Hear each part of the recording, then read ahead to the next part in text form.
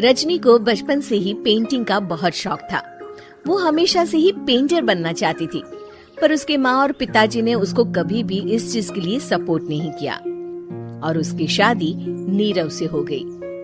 नीरव रजनी को बहुत प्यार करता था, पर रजनी हमेशा चुपचाप ही रहती। वो इस शादी से खुश नहीं थी। वो ये शादी नहीं करना चाहती थी। उसे तो हमेशा से पेंटर जो बनना था। अपने इस सपने को वो नहीं पूरा कर पाई, इसलिए वो हमेशा उदास रहती थी।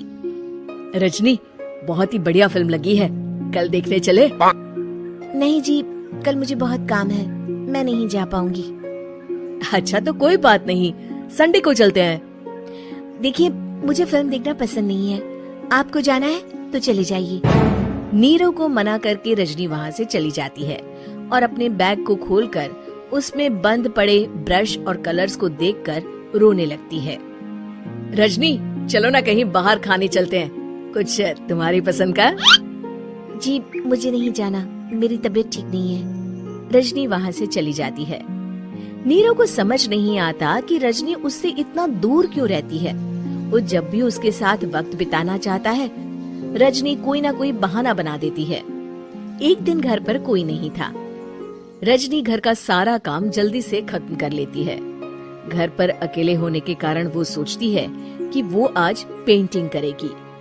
वो अपने कमरे में जाकर पेंट ब्रशेस और कलर्स निकालकर जैसे ही कलर मिक्स कर रही होती है कि दरवाजे पर बेल बज जाती है।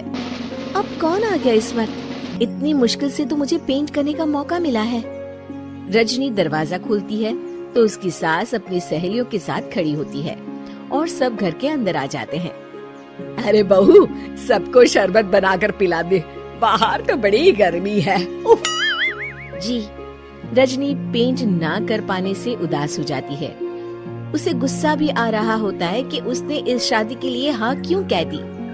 वो रसोई में जा रही होती है कि उसकी सास उसे रोकती है। बहू, सबके खाने का भी इंतजाम कर लेना, आज का लंच तो ये सब यही करेगी। हाँ। रजनी बिना कुछ कहे रसोई में चली जाती है। सबके लिए खाना बनाती है।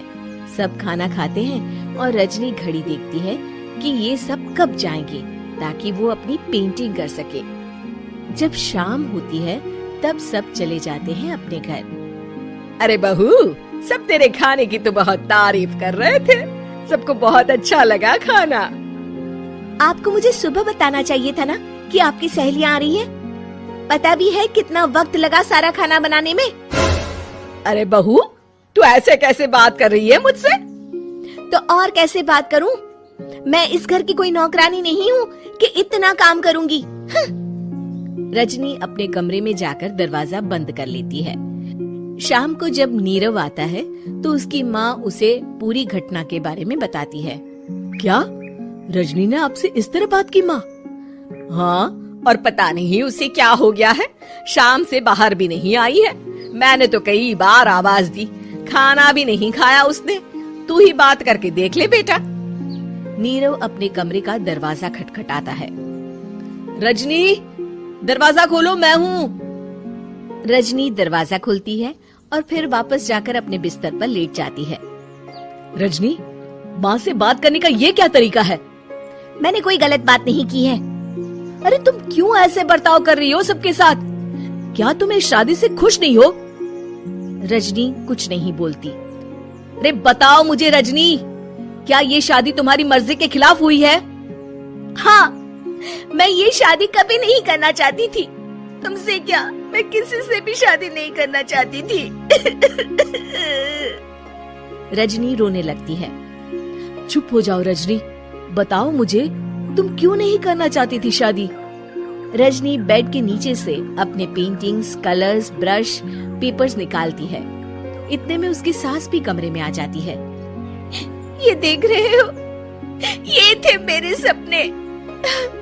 मैं पेंटर बनना चाहती थी, पर माँ पापा ने कभी सपोर्ट नहीं किया और मेरी शादी करवा दी। मेरे सारे सपने टूट गए। हर वक्त बस गुस्सा आता रहता है मुझे। मैं जानती हूँ कि आप लोगों की इसमें कोई गलती नहीं है, पर मैं क्या करूं, मुझे समझ में नहीं आता।